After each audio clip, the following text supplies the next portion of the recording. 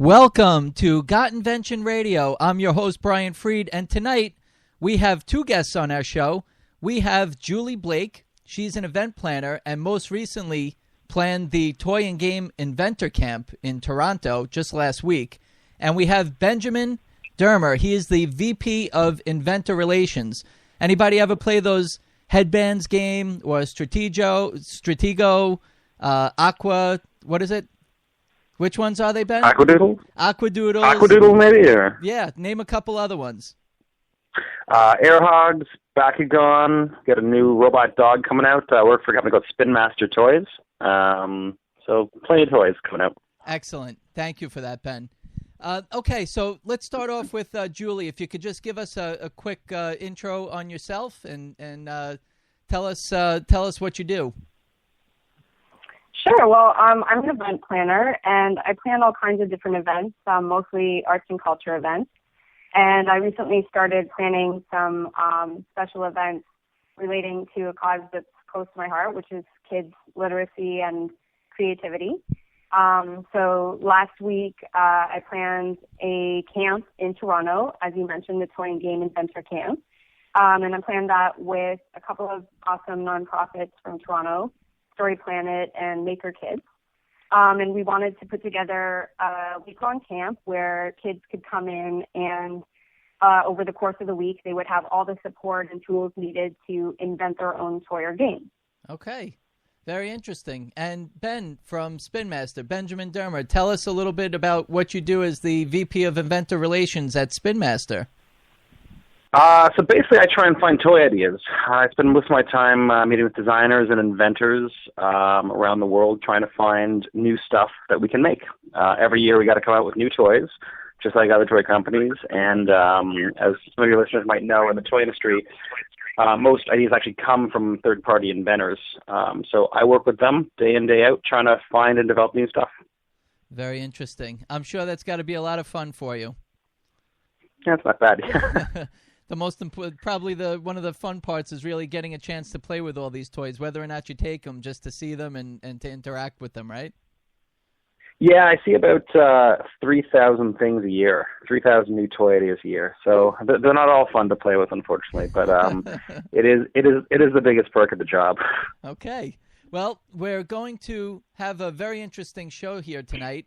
We're going to be finding out a little bit more about what happens at a toy and game invention camp that just recently ran in Toronto last week, and how there's different things that are going on for kids, hopefully in the United States very soon, and Julie will go through that with us. And then what we'll do later on in the show, Ben is going to give us some great tips on what makes a great toy or game and what Spin Master specifically is looking for when they work with toy inventors. And also, what's going to be really great is tips for inventors. It doesn't matter if you're young or old. Ben is going to help us and give us some great advice to be able to keep our ideas moving forward. How does that sound, guys? Sounds good. Okay, great. All right. It's always fun to have two people on the show. All right. So, Julie, now tell us about this Toy and Game Invention Camp that ran in Toronto. So, I'm a kid. I think I'm a kid. I'm a kid, and I have this interesting idea, or maybe I don't have any idea, but my parents said, you know what, you need to get involved in this invention camp. Or how does it work? So the camp that we ran last week in Toronto was the first of what we hope will be many camps. As you mentioned, we're hoping to do some more in the U.S. Next year, hopefully in Boston, San Francisco, Chicago, and New York, possibly some other cities as well. So what we wanted to do was give kids a chance to come in, whether they had an idea or not, and provide them with step-by-step guidelines for how they could invent their own toy or game. And so what we did over the course of the week was we helped the kids do some brainstorming. We talked to them about what toy and game inventors do, and we talked to them about what makes a good toy or game. And as I said, we walked through some different brainstorming activities to help the kids come up with their own creative idea.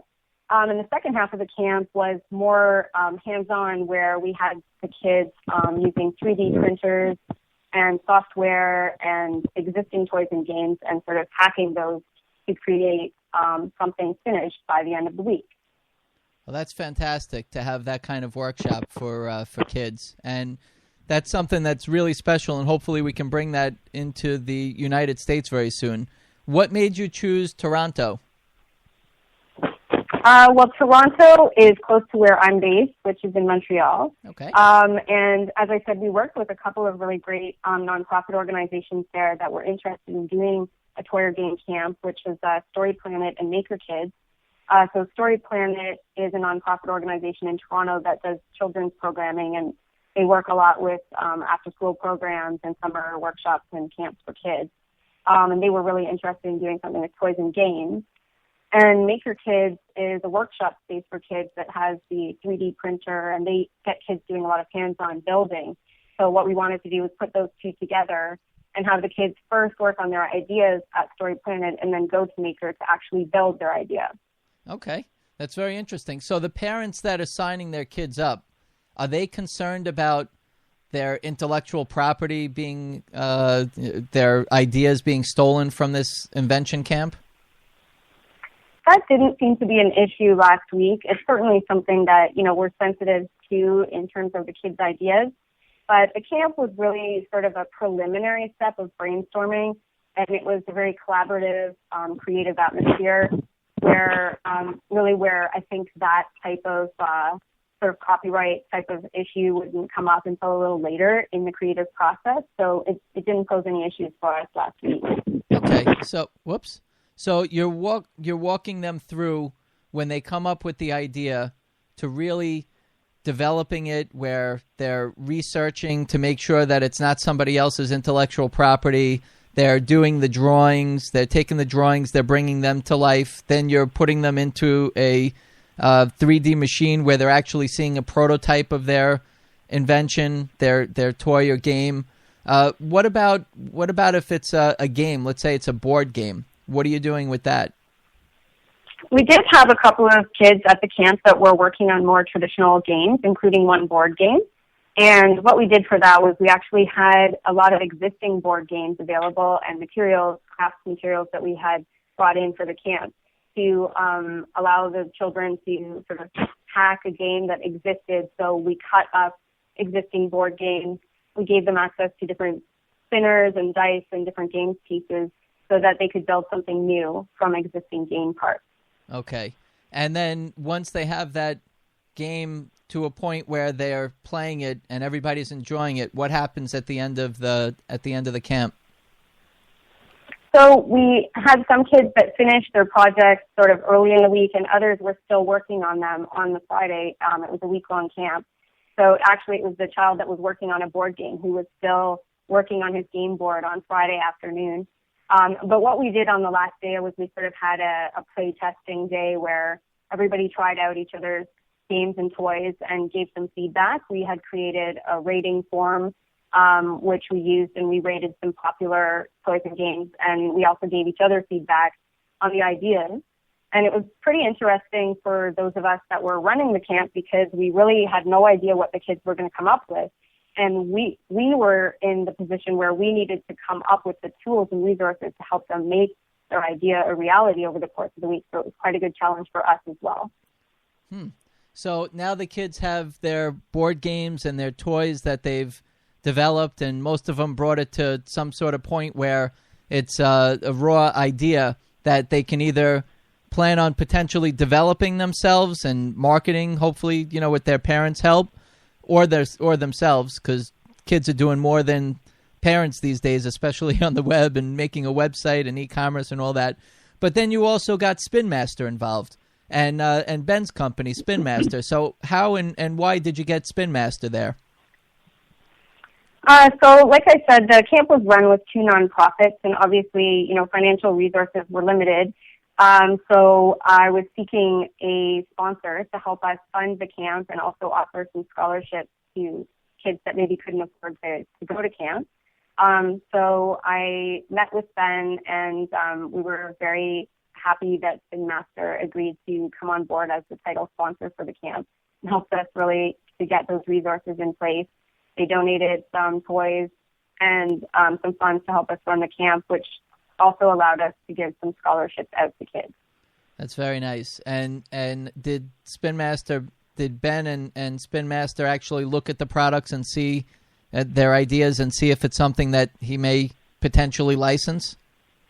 Well, on the last day of the camp, yes, I did go over the list of all of the creations with Ben, and we discussed how many of these ideas might actually possibly be, feasible or marketable. And one of the great things and one of the great learning opportunities of last week was to see out of 16 kids, what types of ideas came up and how many ideas might actually be something that could go to market. And it was very interesting to see that. Very nice. And how many people actually attended the camp? So there were 16 kids. 16. Okay. And their parents also stay there with them at the event? Not throughout the week. What we did was we had the parents come in on the Friday, on the last day, to see what the kids had created. And that was a really fun day. We had a screening where we showed the kids commercials, which they made during the course of the week. They actually filmed and edited their own commercials for their toy or game product, which was definitely one of the most fun parts of the week. So we screened those commercials and dimmed the lights and used a projector and had popcorn, and the parents came in and saw what their kids had created over the course of the week. Got it. And how old were these kids? So kids were between 8 and 14 years old. Julie, this sounds spectacular. I would love to have something like this in the United States. It sounds like you're onto something here, and the kids must have enjoyed it, and Spin Master must have enjoyed being a part of it.